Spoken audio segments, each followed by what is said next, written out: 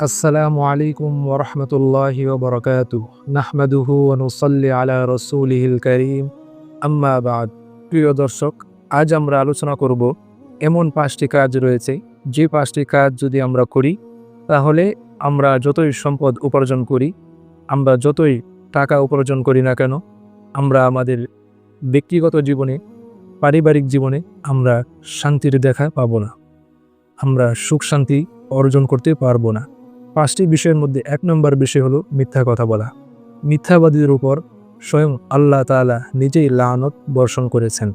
আল্লাহ তাআলা সূরা আলে ইমরানের এক আয়াতের মধ্যে বলেন, লানাতুল্লাহি আলাল কাযিবিন। যারা মিথ্যাবাদী তাদের উপর আল্লাহর লানত। কত ভয়ঙ্কর কথা! এইজন্য আল্লাহর রাসূল সাল্লাল্লাহু আলাইহি ওয়াসাল্লাম ইরশাদ করেন, আলাইকুম বিসসিদক, তোমরা সত্যকে আঁকড়ে ধরো।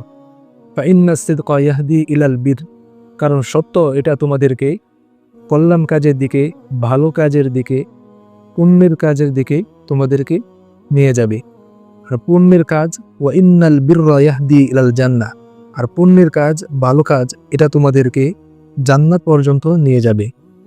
এরপর রাসূলুল্লাহ সাল্লাল্লাহু আলাইহি ওয়াসাল্লাম বলেন, যে ব্যক্তি সবসময় সত্য কথা বলতেই থাকে, এক পর্যায়ে ওই লোকটি আল্লাহর দরবারে সিদ্দিক উপাধিতে ভূষিত হয়।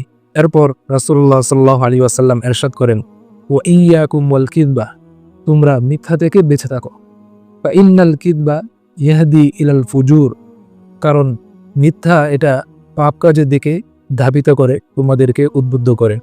আর পাপ কাজ এটা তোমাদেরকে জাহান্নাম পর্যন্ত নিয়ে যাবে।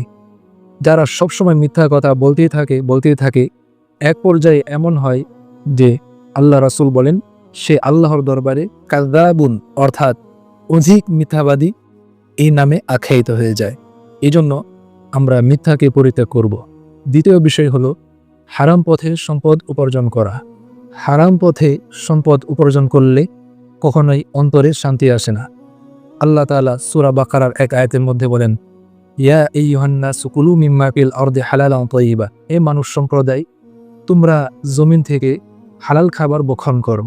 তৃতীয় বিষয় হলো সুদ খাওয়া। সুদ খাওয়ার দ্বারাও আমরা যতই সম্পদ উপার্জন করি, আমরা কখনোই শান্তির দেখা পাবো না। আল্লাহ তাআলা সূরা বাকারার এক আয়াতের মধ্যে বলেন, ইয়ামহাকুল্লাহুর রিবা ওয়া ইউরবিস সাদাকাত, আল্লাহ তাআলা সুদের সম্পদকে ধ্বংস করে দেন। তো সুদ খাওয়ার দ্বারা যদি আমরা সম্পদ উপার্জন করি, আমরা যতই সম্পদ উপার্জন করি, আমরা কখনোই শান্তির দেখা পাবো না। চতুর্থ বিষয়, নামাজ পরিত্যাগ করা। নামাজ যদি আমরা পরিত্যাগ করি, তাহলেও সম্পদ উপার্জন করে আমরা আমাদের জীবনে শান্তি পাবো না। আল্লাহ তাআলা সূরা তাহার এক আয়াতের মধ্যে বলেন, ওয়া'মুর আহলাকা বিস-সালাতি ওয়াসতাবির আলাইহা, অর্থাৎ তোমরা তোমাদের পরিবারকে নামাজের আদেশ করো এবং এর উপর অটল অবিচল থাকো।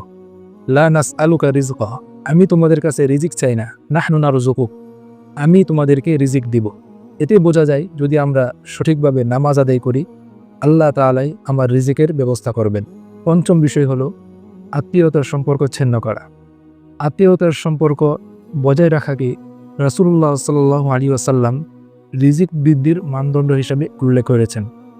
আল্লাহর রাসূল সাল্লাল্লাহু আলাইহি ওয়াসাল্লাম ইরশাদ করেন, মান আহাব্বা আন ইউবসাতা লাহু ফি রিজকিহি ওয়া ইনসাউ লাহু ফি আসারিহি ফালইয়াসিল, তোমাদের যে ব্যক্তি এটা পছন্দ করে যে তার রিজিক বেড়ে যাক, তার রিজিকের মধ্যে বরকত হোক এবং তার আয়ু দীর্ঘায়ু হোক, তাহলে সে যেন আত্মীয়তার সম্পর্ক বজায় রাখে।